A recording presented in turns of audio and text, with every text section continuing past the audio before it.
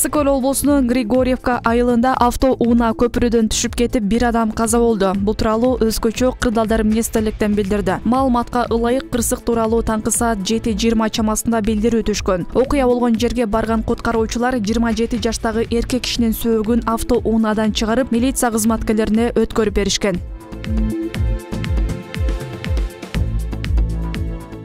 Сокулукта 2 жашар бала токмоктолуп ооруканага түштү. Бул тууралуу Чүй облустук ички иштер башкармалыгы кабарлады. Ага ылайык милицияга сабалып, аймактык ооруканага жаткырылган 2 жашар бала тууралуу 3 февралда кечки саат 9 чамасында түшкөн. Бул факт райондук ички иштер бөлүмүндө кылмыштардын бирдиктүү рейстерине катталып, тергөө иликтөө башталды. Тиешелүү экспертизалар дайындалды. Кыргызстанда буга чейин дагы ата-энесинен, жакын тууганынан же бала багуучудан токмок жеп, ооруканага түшкөн учурлар катталган. Социалдык тармактарда чуулгандоо видеолор жарыяланган. ЮНИСЕФтин маалыматына ылайык Кыргызстанда балдардын 73% үй бүлөдөгү ташпоор жана тоотпогон мамиледен жапа чексе, 83,5% мектептеги зомбулуктун курмандыгы болот.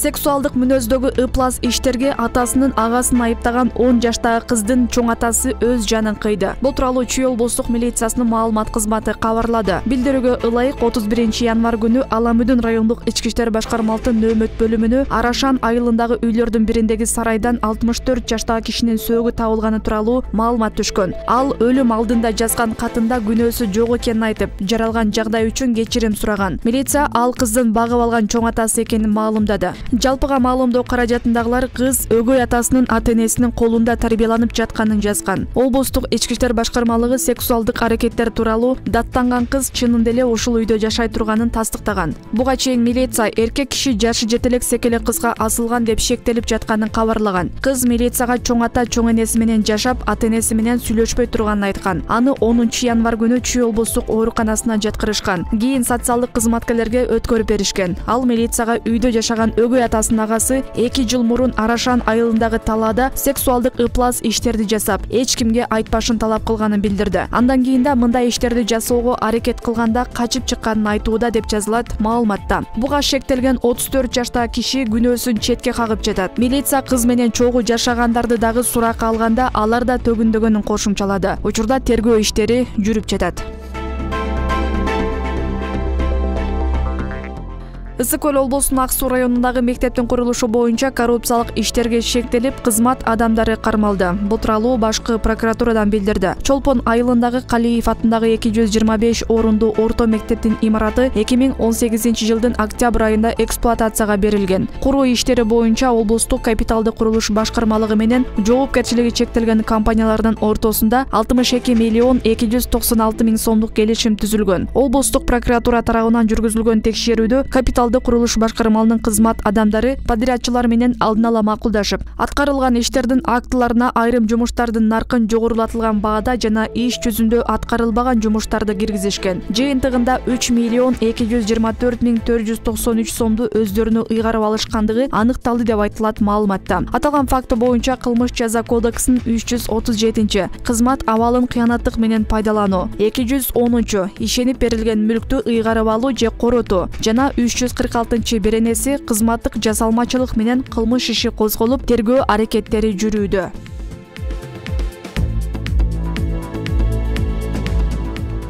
Бишкек травматология жана ортопедия илим изилдөө борбору 2015 жылы эле жоюлган. Ошондон бери Сабыр Жумабеков жок болгон борбордо иштеп жүргөн. Бул тууралуу саламаттык сактоо министри Алымкадыр Бейшеналиев журналисттерге маалымат жыйынын өткөрүп жатып айтты. 7 жылдан бери жок жерди борбор деп иштеп жүргөн академик баарына жооп бериши керек. Ал ошол жерде билгенин жасап келген, деди министр. Буга чейин саламаттык сактоо министрлиги Бишкек травматология жана ортопедия илим изилдөө борбору шаардык клиникалык тез жардам ооруканасы болуп кайра түзүлөрүн кабарлаган. Бейшеналиев медициналык борбордо болуп, ак халатчандар менен жолугуп сүйлөшкөн. Андан сырткары министрлик аны өзгөртүү боюнча тиешелүү процедураларды жасап жатканын айткан.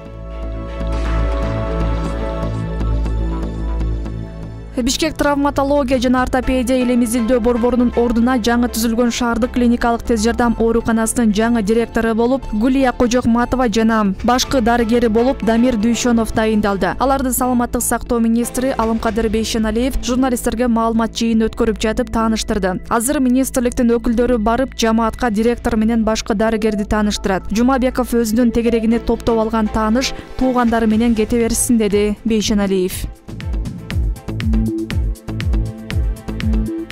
Сабырбек Жумабеков экөөбүздүн ортобузда пикир келишпестик жок. Бул тууралуу саламаттык сактоо министри Алымкадыр Бейшеналиев жыйын учурунда айтты. Кечээ Жумабеков менин саат 8-де ал иштеген ооруканага барып, мас болуп алып сүйлөгөнүмдү айтты. Мен эгер мас болуп барганымды далилдей алсаңар, отставкага кетем деди. Бирок эч ким далилин айткан жок. Андыктан мен министр бойдон калдым, деген Алымкадыр Бейшеналиев.